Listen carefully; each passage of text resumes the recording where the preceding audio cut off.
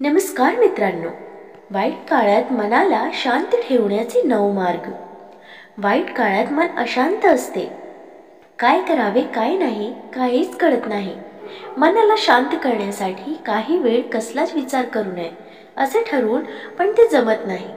मन अशांत असताना तर अतिविचारांचं प्रमाण देखील वाढतं आणि बऱ्याचदा ते विचार नकारात्मक स्वरूपाचे म्हणजेच चिंता, दुःख, राग आणि चीड अशा प्रकारचे असतात। कधी कधी त्या वाईट काळात आपण अशाही कृती करून बसतो ज्याचा आपल्याला नंतर पश्चाताप होतो, जसे की एकतर स्वतःच नुकसान तरी करून घेतो, नाहीतर कोणाचं मन आपल्याकडून दुखावलं जातं।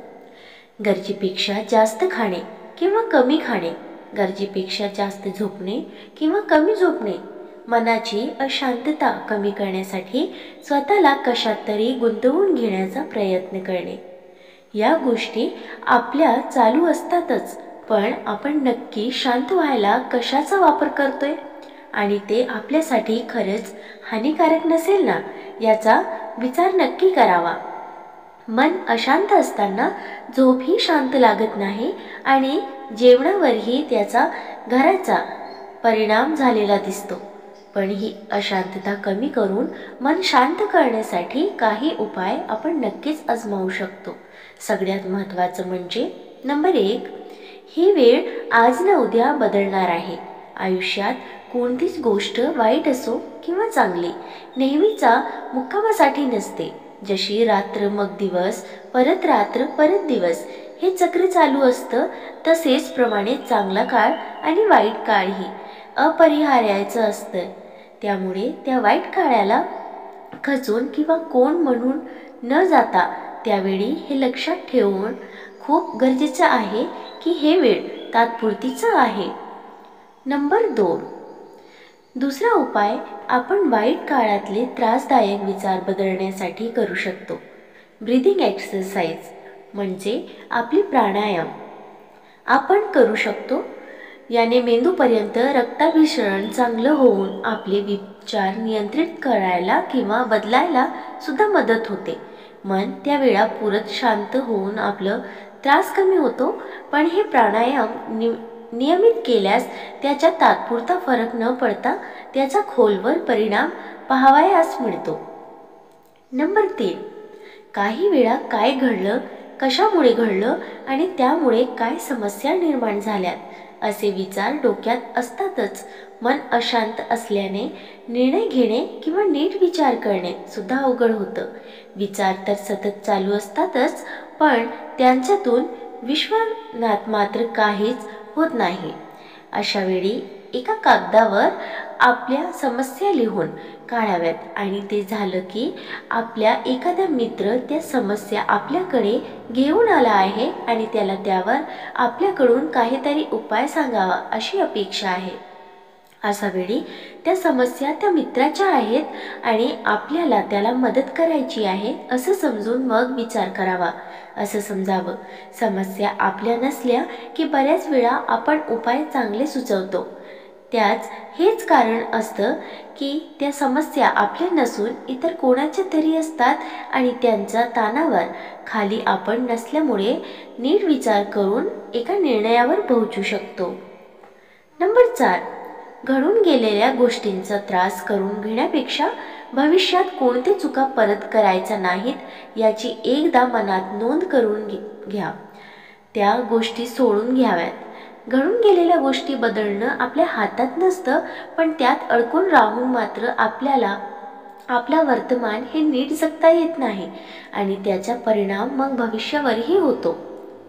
नंबर 5, आयुष्यात येणारी संकटे, माणसे किंवा वाईट काळ यावर आपले नियंत्रण नसतं। या सगळ्या गोष्टी आपण कधीच नियंत्रण करू शकत नाही, पण आपले विचार आणि आपली कृती याचं नियंत्रण मात्र नेहमी आपल्याकडे असतं। त्यामुळे घडलेल्या गोष्टींना स्वीकारून पुढच्या दिशेने वाटचाल करणे फायद्याचं ठरतं। नंबर 6, गोष्टी जेव्हा नियंत्रण बाहेर असतात त्यावेळी मन अशांत असतं, खूप सारे प्रश्न पडलेले असतात. मीच का? माझ्याच बाबतीत असं का? मी कोणाचा काय वाकडं केलं होतं? पण या प्रश्नांची उत्तरे शोधण्यापेक्षा त्या परिस्थितीकडे बघण्याचा दृष्टिकोन आपण जेव्हा बदलतो तेव्हा बऱ्याच वेळा तीच परिस्थिती आपल्याला त्रासदायक न वाटता ते एक आव्हान म्हणून स्वीकारावं असं वाटतं. म्हणजेच दृष्टिकोन बदलला की वाईट काळात एक ही आशा वाटू लागते. नंबर 7 आणि सगळ्यात महत्त्वाची गोष्ट जी आपण वाईट काळात नव्हे तर आयुष्यभर लक्षात ठेवले तर आयुष्यातली आणि मनातली अशांती नक्कीच कमी व्हायला मदत होईल. लोक काय म्हणतील हा रोग आपल्या सर्वांना कमी अधिक प्रमाणात असतो. हे जे लोक असतात ना, ज्यांचा आपण इतका विचार करतो की आपली मनाची शांती त्यांनी भंगते, त्याच लोकांचे स्वतःचं असं एक आयुष्य असतं आणि त्यांच्याही त्यांना समस्या असतात ज्यात ते स्वतः अडकलेले असतात. त्यामुळे तुम्ही जितका त्यांचा विचार करता की हे काय म्हणेल ते काय म्हणेल त्यापेक्षा खूपच कमी ते तुमच्या त्या परिस्थितीचा विचार करत असतात. आणि खरं सांगा का बरं, या लोकांचं आपण इतकं टेन्शन घेत असतो. जे व्हायचं ते घडून गेलेलं असतं, त्याला समोर जाऊन आयुष्यात पुढे सरकणे हे जास्त महत्त्वाचे की त्याचा त्रास करून घेत लोकांचा विचार करणे जास्त महत्त्वाचं. Choice is yours. नंबर 8 आयुष्यात पुढे जाणं तर अटळच असते, पण लोक काय म्हणतील याचा विचार आपण आपलं मन अजून शांत बनत असतो आणि त्या विचारांनी आपल्या बऱ्याच काळची अशांती सहन करत बसावी लागते आणि गरज नसताना आपण खूप काळ त्यात अडकून पडतो. नंबर 9 लोकांना जो विचार करायचा तो त्यांना करू द्या, कारण ते त्यांचं काम आहे. आपण आपल्या कामावर लक्ष केंद्रित करणे महत्त्वाचं. आयुष्य खूप गांभीर्याने घेणे ही कधी कधी अशांतीचे कारण असतं. आयुष्य गांभीर्याने तर घेतलेच पाहिजे, पण ते अति तर होत नाहीये ना, हेही बघणं गरजेचं आहे. काही गोष्टी थोड्यात हलक्या फुलक्या पद्धतीने घेतल्याने सुद्धा मनाला एक निवांतपणा मिळतो.